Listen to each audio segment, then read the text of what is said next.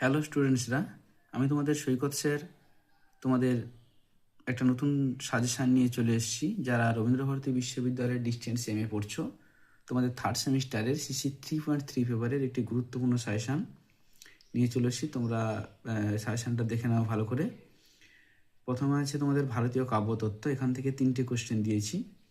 1 নম্বরে আচার্য ভরতের রসসূত্রটি ব্যাখ্যা করো, বা বিভাব, অনুভাব, ব্যভিচারী ভাব কীভাবে রসে পরিণত হয় আলোচনা করো। 2 নম্বরে কুন্তকের বক্রোক্তিবাদ সম্বন্ধে লেখো। আর 3 নম্বরে ধ্বনিবাদ, পূর্ববর্তী, অলঙ্কারবাদ ও রীতিবাদের পরিচয় দাও। এখানে তোমাদের বলছি প্রথম যে দুটো কোশ্চেন, এই দুটো কোশ্চেন করলেই তোমরা 100% কমন পাবে, একদম শিওর। তোমাদের দ্বিতীয় মডিউলে আছে পোয়েটিক্স। তোমরা অ্যারিস্টটলের লেখা, এখান থেকে 3টে কোশ্চেন দিয়েছি। দেখো, ট্র্যাজেডির 6টি অঙ্গের পরিচয় দিয়ে শ্রেষ্ঠ অঙ্গটি সম্পর্কে বিস্তারিত লেখো।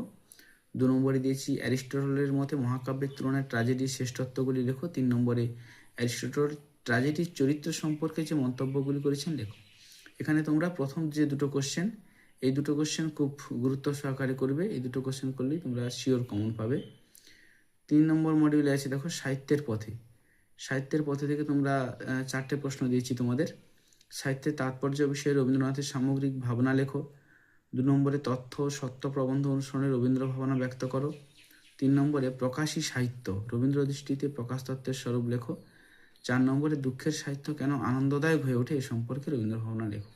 এখানে তোমরা প্রথম দুটো করবে, খুব ইম্পর্টেন্ট করে ওগুলো আসবেই। তথ্য, সত্য এবং ওই সাহিত্যের তাৎপর্য, এই দুটো ভালো করে করবে, পেয়ে যাবে। 4 নম্বর মডিউলে আছে তোমাদের আধুনিক সাহিত্য। এখান থেকে তোমাদের 4টে কোশ্চেন দিয়েছি। পোস্ট মডার্নিজম ভাবনা কীভাবে সাহিত্যে এসেছে লেখো। 2 নম্বরে পোস্ট কলোনিয়ালিজম সম্পর্কে লেখো।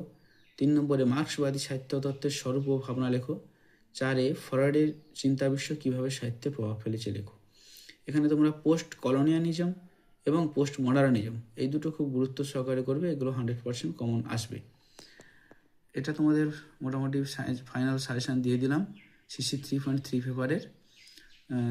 তোমরা কেউ যদি অনলাইনে পড়তে চাও বা নোটস নিতে চাও, তোমরা অবশ্যই আমার স্ক্রিনে দেওয়া নম্বরে আমার সঙ্গে যোগাযোগ করতে পারো। বাকি অন্যান্য পেপারের সাজেশান এবং নোটসপত্র নিতে চাইলে, পড়তে চাইলে তোমরা অবশ্যই যোগাযোগ করো।